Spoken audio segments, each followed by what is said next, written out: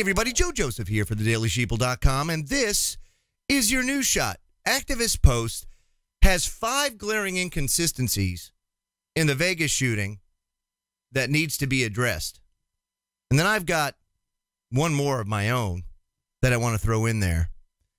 This shooting, the largest mass shooting in our nation's history, has a lot of questions because things are just not adding up. And I know there's a lot of people out there, oh, you're one of those guys that always, ask the question. We're supposed to ask the questions.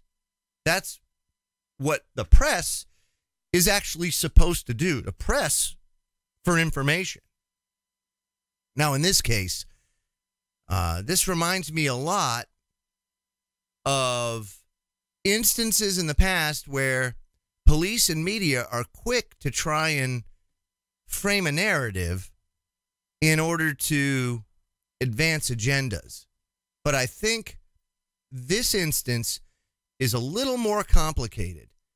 The first thing that I want people to look at is this picture of the guns. Now, the guns look like very common hunting rifles, and from what it really gets hairy from there. This picture here shows not one automatic rifle. Most of them are bolt action. The sounds from the people down on the ground said it sounded like automatic fire. It was coming at them that fast. You are not going to get a bolt-action rifle to sound like a semi-automatic or even automatic weapon. It just doesn't happen. You can't shoot them as fast. And then most bolt-action rifles only have a 5-round capacity. So I'm just not seeing it. There's shotguns in here. Let me tell you something. You're not going to hit anybody with any sort of accuracy or impact with a shotgun unless you're using a 3-inch slug, and even then at 400 yards, you're dreaming, Now, in this case, you're going from the 32nd floor. Yeah, you can probably hit somebody. But I'm telling you, machine gun style, no way. Ain't happening.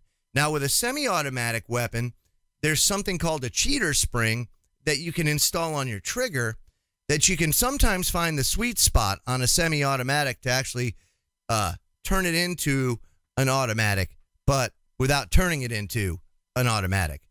The way that you normally turn something from semi-auto to auto, you need a whole new receiver for that. And I'm telling you, this guy didn't have that. So that's my question about the events.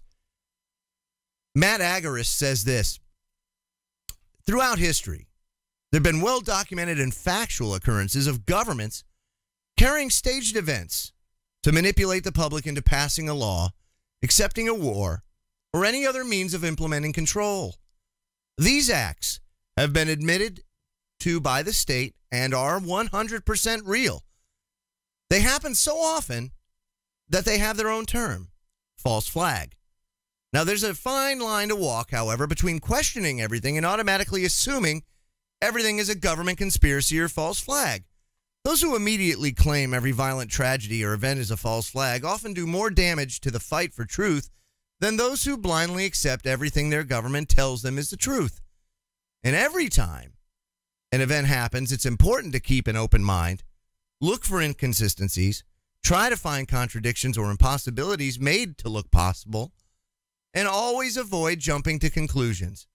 Now, given the current information that's been released so far in this tragic shooting in Las Vegas, it appears that most everything we've been told so far is true, and many of the inconsistencies appear to have come up from the mass hysteria and confusion surrounding such a violent and tragic event. However, while most of what we're being told appears to be true, there are still some glaring inconsistencies that need to be addressed.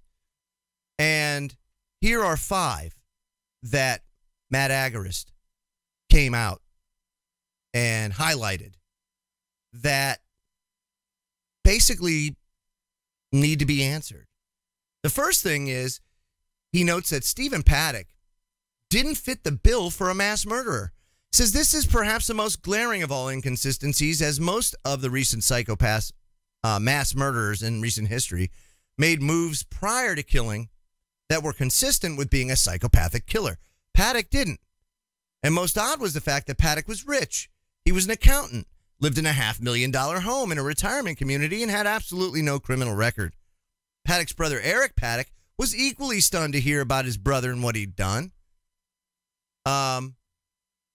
He described his brother as having no history of violence, no history of anything. Matter of fact, he said he couldn't give a crap about politics, religion, pointy hatted people. He just wanted to get a freaking royal flush. And his brother said that he was a regular in Vegas. He'd even been captured on surveillance footage in the Cosmopolitan Casino in 2011, in which he was seen falling. He later tried to sue the hotel for getting hurt, but even then, everyone remained cordial and nice to him. And prior to the shooting, Paddock had been at the Mandalay Bay Casino for 4 days and hadn't done anything out of the ordinary to garner attention by police or hotel security. He'd just been gambling. And while it's possible that he was simply blending in to maintain his cover and wait for the moment to strike, the fact that he used his girlfriend's slot machine card seems completely out of the ordinary. And for those who don't know, slot cards or gambling cards are ways that the casinos track loyal customers. When you rack up enough points, they'll give you a comp room or a meal for you. Now, Paddock was playing with this card, essentially planning for future comps, on the very night he opened fire on a crowd of 22,000 people. Now, blending in, of course, is one thing, but racking up points for future benefits on the night that you're going to commit mass murder seems to be glaringly inconsistent. Now, let me go on to say this. He talked about the girlfriend, how the girlfriend was involved. Now, the girlfriend was from the Philippines, okay? The Philippines is a hotbed for ISIS activity. You heard ISIS take responsibility for the attack. Now, it could be, and this is just speculation, but it could be that his girlfriend had ties to ISIS and that perhaps he flipped by her. He wired $100,000 to the Philippines just before he committed this act. All I'm saying is these terrorists that are affiliated with ISIS don't need to necessarily be of Middle Eastern descent or even come from the Middle East. There are places now where ISIS has strongholds that are not in the Middle East, the Philippines being one of them. So let's just keep that in our head as we continue. It's a surveillance footage of Paddock's hotel room and inside the hotel have yet to be released. Not the hotel room. It says in many mass shootings within 24 hours, we can see at least still images of the perpetrators being as captured by the building surveillance cameras. Now, this is Las Vegas. Hotels and casinos have surveillance footage from just about every nook and cranny inside that hotel, minus the hotel rooms. And even then, I'm sure there's something in there, you know, hotel-wise, in the rooms themselves. But definitely, everywhere else, there's footage. No doubt in my mind. So where's the footage? You know, that's the other thing.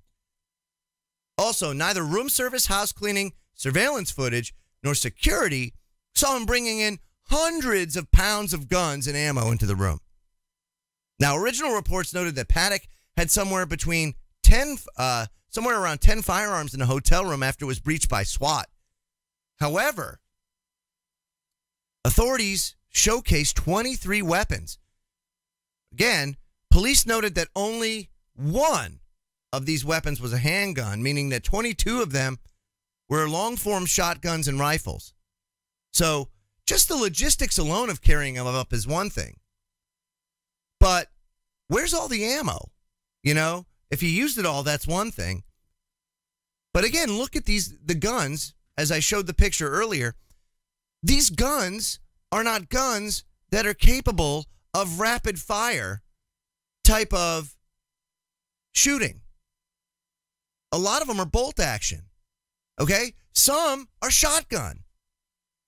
And unless he's firing slugs, and even then at 400 yards, like I said, going to be very hard pressed to really be, you don't have to be accurate when you're firing into a sea of 22,000 people. But you're talking about very limited impact. I mean, and definitely not sounding like a machine gun. And finally, if Paddock acted alone, who was this mystery woman who warned that everyone was going to die 45 minutes prior to the shooting? There was an interview from NBC Local in Vegas where a woman actually said that she was warned that people were going to die. This is what the witness said, quote, "So there was a lady who pushed her way forward into the first row and she started messing with another lady. She told us we were all going to die tonight. It was about 45 minutes before the shot was fired." The witness described the woman as a short Hispanic woman, which, if you're Filipino, you could be mistaken for a short Hispanic woman. Now, while all these questions and inconsistencies could soon be answered or laid to rest by authorities, no mainstream media outlets are asking these questions, which is why independent media needs to ask these questions. But we certainly don't need to draw conclusions. We certainly don't need to say this happened or that happened because we don't know yet. But we're just merely stating these things to ask simple questions, hoping that we can get some answers.